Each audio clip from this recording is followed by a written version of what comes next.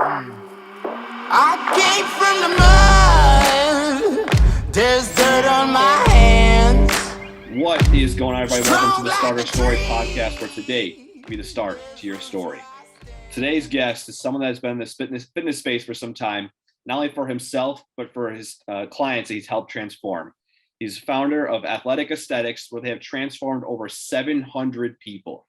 Let's just let that sink in for a second. 700 people. It's insane.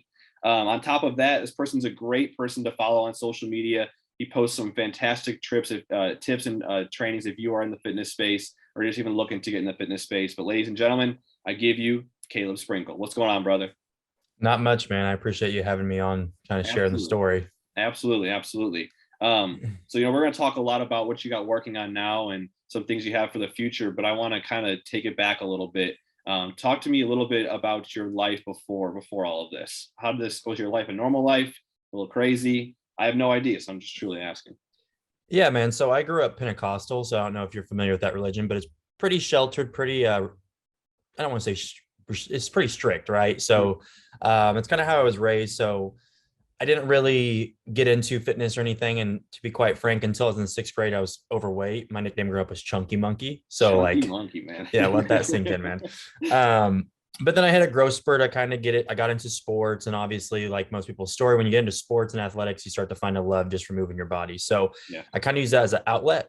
And then high school came to an end. I went into college, and I'm sure you might have experienced if you played athletics, but like you keep eating the same, but you're not doing the same activities. So you start putting on weight. So started feeling uncomfortable in my skin, got into resistance training and just got hooked, and then literally switched my major the next day to exercise science and was sold on it, man. But that's kind of what propelled me into it. My mom was a nurse, so healthcare, they always treat after the fact. I was like, I want to help people, but I want to try to get to them before the bad event occurs. You know what I mean? Absolutely. And everyone needs this type of person, someone that's willing to help other people out. And it's a hard thing to do. You got to be patient, because a lot of these people that you help out, they're brand new to this, so they have no idea. And the bad part with the fitness space is there's so many misconceptions out there. And I'm looking at your Instagram. You talk a lot about a lot of things that are false narratives that are portrayed in the fitness space. And it's a shame, because people are easily misconceived into thinking that they can drink this tea every single day for 2 weeks and you're going to drop 30 pounds. It's fucking crazy, man. It's crazy. So I mean, I'll say it once, and I'll say it like till I'm blue in the face. If it was that easy, like our whole job description would just be erased, right? It'd be eradicated. I wish it was that easy. It's not. And even with like people talking about using performance enhancing drugs now, that's still not a magical fix. Like people still got to work their butts off to get where they want to be. So I get that. Absolutely. But let's I want to talk a little bit about the business side. So a lot of people have a vision of helping people out, and they want to be a trainer, and they start the journey, or maybe they start it and then they quit really early. Why do you think that is? Why do you think some people quit really early into their journey with being a personal trainer, or just a trainer in general? I think it's just and I don't mean this in a negative light, but we all feel entitled to something, right? So like if you go get your certification or your degree, you feel like you put all this time and effort into this. So right when you start telling people, hey, I'm a personal trainer, you feel like they should just come to you, they should trust you. And that's just not how it is, right? It's not like having like a doctorate in something and people coming to you for your medical practice. You got to kind of prove yourself. Correct. So I feel like just since the market has grown so much and there's a trainer around every block for every single niche there is, you got to kind of stand out. And a lot of people just don't like to put in that grit and that work year after year to get to where they want to be. And I'm like, I'm proof. It took 6 or 7 years for me to finally start to see a good return. Before like things shifted a little bit. Why do you think you started to stand out? I stopped trying to be Steve Cook. Like that's the guy I looked up to getting into it. I stopped trying to be him and just started being myself. Absolutely. And I think a lot of people, like if we're just speaking about online presence, I feel like a lot of people just write content based off like, oh, here are some tips and tricks. Here's this, which is great.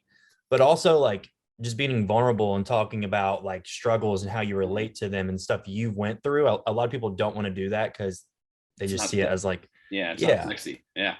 It's not sexy, but people know and trust who they can relate to, right? So I think a lot of people just don't want to get vulnerable, and that really holds them back for getting where they want to be, especially on the online space. Absolutely. And social media, it's a great thing, but man, it could be a bitch too, because a lot of people only, like you said, to your point, they only post the stuff that's good for them. No one ever talks about the struggles before where they started, or even when they're in the middle of their journey, they sometimes break down. No one talks about that. They only talk about the good times. And everyone on social media always seems motivated 24/7, which is never the case. Obviously, it requires a lot of discipline and all that. So, people that are starting this journey, they like to idolize them, like some people in the space, and they will try to be just like them. And I wish more people, like you said, actually showed their struggles, because a lot of people quit because they don't see the results right away. And and I feel like a lot of people, and I was guilty of this too, like a lot of people focus just solely on like their product as in like what they look like. And obviously I feel like you got to practice what you preach, you got to walk the walk. But also, like, if you can get yourself in shape, that's awesome. But you got to kind of prove that you can get other people in shape while improving their quality of life. So that takes time. And like, again, what you said, why people quit so early. Like when I first started my online coaching specifically, I like trained 10 people for free for months just to get like in the flow of things, see how it worked and get results. And people just don't want to do that. No. Did you ever struggle with, taking on all these clients and taking on that workload? Did you ever struggle yourself trying to keeping yourself in shape as well? Yeah. So I call it just like the seasons of life. When the business is booming and maybe it jumps up too quick, I start to like go back a little bit. It's a funny dial that you got to kind of work on. But I mean, it really just is dependent on the person. Like if you're like a bodybuilder or an endurance athlete and you have time specific goals, you're going to have to be more like long-term with your approach to growth within a business. If you're someone that obviously loves taking care of yourself, loves working out, but you don't have a time specific goal, you can usually get away from maybe working out 3 days a week for a couple months to focus more on the business as comparative to like 5 or 6 days a week based on what your goal is at that time. But I struggle with that at least once a year. I can imagine. I'm guessing that time of the year is usually the new year when everyone's just starting to get into it. I'm assuming business starts to heighten up during that time. Yeah, that, and then like spring going into summer when people are going to start wearing swim shorts and bikinis and stuff, they start to really pay more attention to it. Absolutely. Let's transition a little bit and let's talk a little bit about your clients. You see many different types of people, and you see men, women, all body shapes, all sizes, all backgrounds. What's something that you see in common between them? They get to a point where they might be overweight, or they might trying to feel a little bit more comfortable in their skin. What's something that you see that's similar between all of them that got them to that point? Yeah, so like if you asked me that same question like 5 or 6 years ago, I would just say like overeating, boredom, snacking, grazing, stuff like that equates to like usually unhealthy habits. Fast forward to now, man, it's just like there's so much stimulation between work, being on your phone, watching TV, that a lot of people chronically undereat, and that's what we're seeing more and more of. And there's a lot of people that come in and they're not where they want to be, and it's usually due to like a lot of internal stress that's starting to affect like their thyroid health, their hormone regulation, and that chronic stress buildup. So it's not usually so much overeating now, especially in a lot of our female clientele that we work with. It's more like undereating, usually followed by like weekend binges, and that back and forth is creating a lot of disruption within their normal patterns in the body. Absolutely. And I'm looking at your Instagram. I forgot where the post is at, but there's a conversation about, or it was a TikTok I think that you made about carbs, and how a lot of people think that carbs are terrible, and they try and block it out completely. And it's actually the biggest ally that you can have. It's the energy that's going to fill your body. So I can imagine that a lot of people come in under eating because again, the false dilemma that they have to cut all this stuff out in order to start losing that weight. So I made a lot of posts and TikToks and reels about like restrictive eating and like false narratives within like exercise or nutrition or just taking care of yourself. But I started to see myself get very negative, you know what I mean? Like very pessimistic, because everything I was making was like disproving something and saying like how wrong it was. So I probably need to splice those in every now and then again, because they are really good to get those things out there.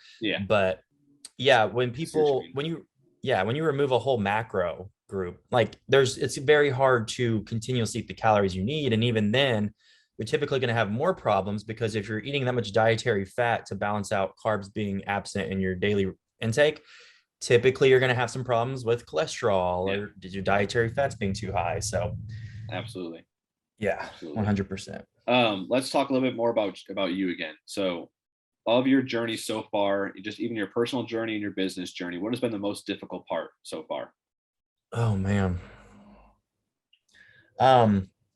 Personal journey for sure is just believing in like yourself and your abilities and believing you're worthy. I talk to people all the time that deal with imposter syndrome, and like I'm very adamant about like, hey, we all get it. Like I get it.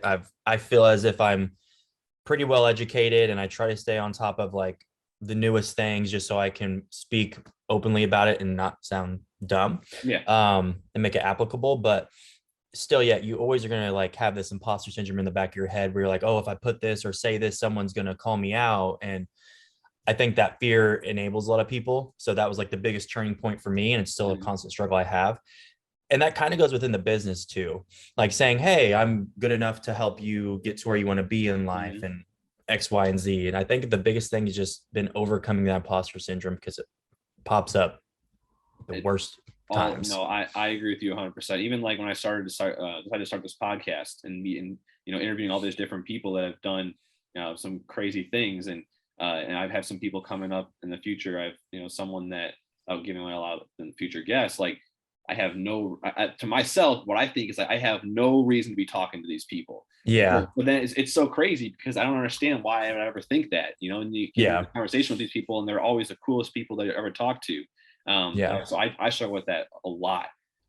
Yeah. Is, who am I to talk, to try and, put out this content and meet these people and share their stories. Like, who the hell am I? And everyone struggles with that. It's crazy. Yeah. And again, one of those things about social media, man, is people usually just post their best stuff. So then you get this false interpretation of who they are. And you're like, oh, dude, like they're going to be an ass, or like, I'm not like at that point, I should be even having a conversation with them. But yeah, usually most people are pretty down to earth most of the time from social media. Yeah. You get those occasional assholes here and there, but most of the times, even like people in the gym too, like, a lot of people are like, who are new to the gym are afraid to approach people who have been more experienced because they have that, thought that they're going to, talk down to them, be negative, being an asshole. And most of the time you approach someone, and as long as you approach them the right way, obviously, you're always going to get, I shouldn't say always, most of the time, you're always going to get someone that's always a good person back and it's always willing to help out. Yeah, I mean, everyone in the gym is working towards the same goal. It's improving their self and improving their quality of life. So yeah, just like anything, you're always going to have just miserable people that are going to be rude to everybody. So obviously avoid them. But yeah, people look mean in the gym. You're in there, you're putting your body through stress. You typically have a hat on, you don't make eye contact. Like it's I get that 100%. But like you said, everyone's there for the same thing, man. Absolutely. And I feel like most people are more self-critical of themselves than anyone else. Like, I'm in the gym. I'm not looking at anyone else. I'm trying to look and make sure that I look good. Like I'm looking at myself in the mirror 10 times more than I look at anyone else. People think I like wear a hat just so I won't make eye contact with people, and kind of, but I do it more so I don't get distracted. It's like a horse with the blinders on. Like when I'm there to get stuff done. But people come up all the time and ask me like, where do you get tattoos done? Like, hey, what movement was that? And I'll explain it. Like, of course, 100%. Absolutely. Let's switch a little bit to athletic aesthetics. Talk a little bit about that and what you guys are doing there. Yeah, so Athletic Aesthetics, I started that company 2 years ago after my first one flopped big time. Just had no idea what I was doing. And I went to this one with a different approach. The first one I did, it was called TFH training. Basically, I was just trying to focus on the money, just try to get as much money coming in. I charged really low for coaching. So I charged like $100 a month.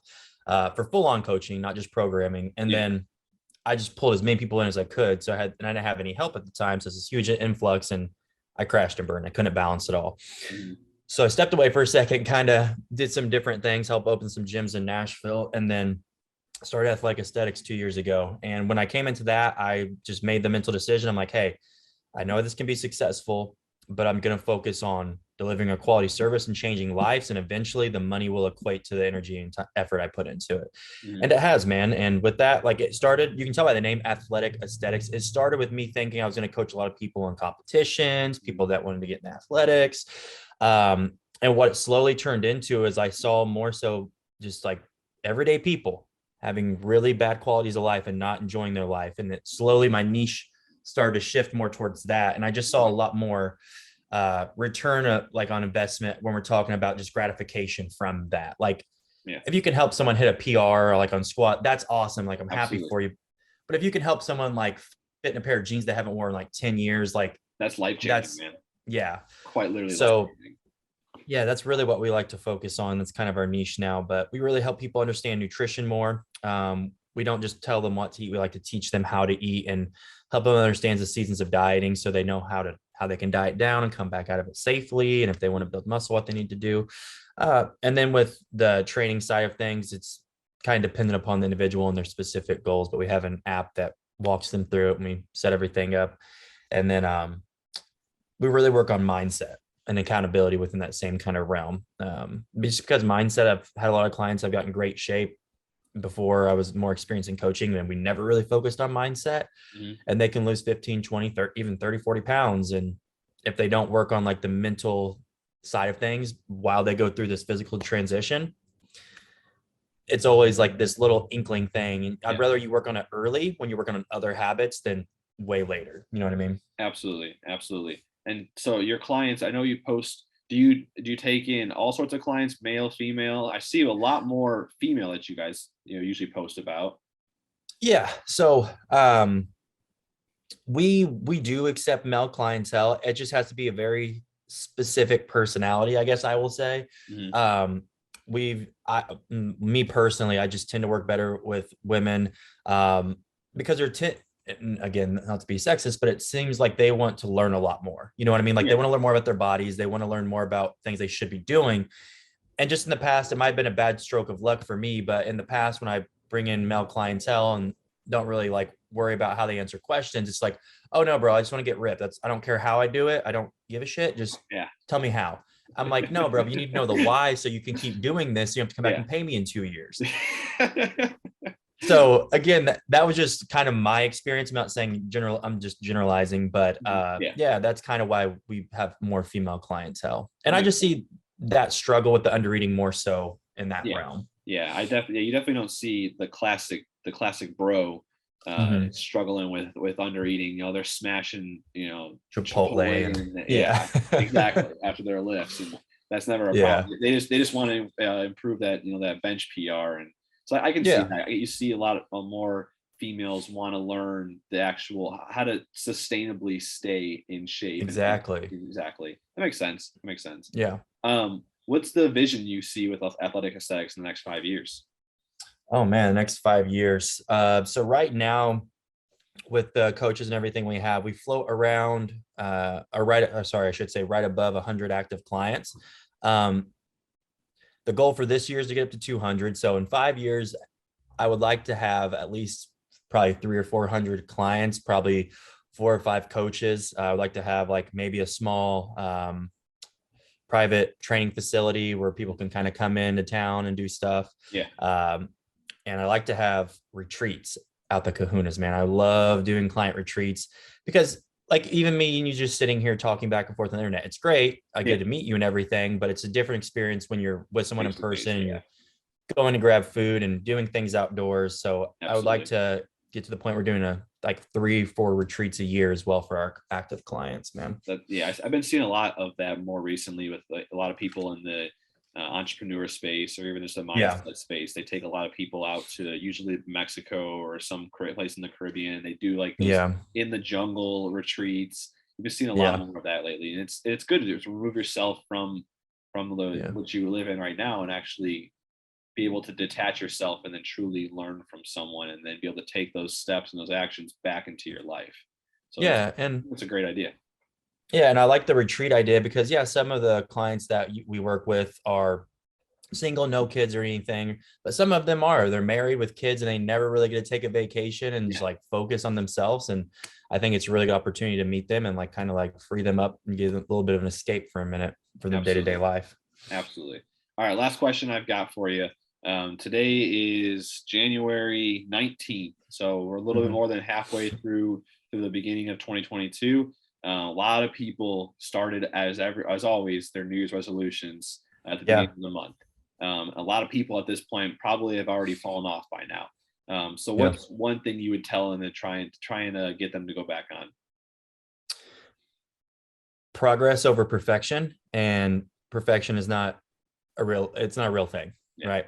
I think so many people build up motivation, and I know so many people build up motivation all year long to the point January comes. When January hits, they think, oh, I have this motivation, I'm going to change my eating habits and I'm going to stop going out and I'm going to start working out 7 days a week. And with like, as you know, like habits have to change, like usually one by one, right? And this is a long game. Like, yeah, it may take you 4 or 5 months to lose the weight you want to lose, but you still have to maintain those habits that got you there to keep it off. Correct. So I think just making a mental shift of like, stop trying to be perfect and just try to do one thing better each and every day. And just recognize this is a long game. This is a lifestyle change, as cliche as that sounds, it is. But understanding that and understanding the process will help propel you forward to the point you don't fall off and guilt trip yourself and say all these negative things. And then like, I'll do it again next year. Just wasting time. Just focus on being a little bit better each day. I love that. 1% better every single day, just one step at a time. I love that, man. So tell everyone where they can find you on social media. Tell them a little bit more about where they can connect with you. Yeah. So on Instagram, it's probably the platform I post the most content on, although I've slacked off a little bit during this move. That is Sprinkle Dim Gains, like just how it sounds, DEM Gains. My last name is Sprinkle. Our team page is _athletic aesthetics and then a second underscore, where we post a lot of other content. I am on TikTok. I don't post a whole lot or as consistent as I should. That's just the same as my Instagram. And then we actually have a podcast as well. We're not as consistent with it as you, but it's a Tigers only podcast. So those are usually the platforms that we use. And here soon, I would like to start getting into some educational stuff too. So I'll share that stuff with you when that comes about. Awesome. I appreciate you taking time today and speaking with everyone, and you enjoy the rest of your day, man. You too, man. Appreciate having me on. I came from the mud. There's dirt on my hands.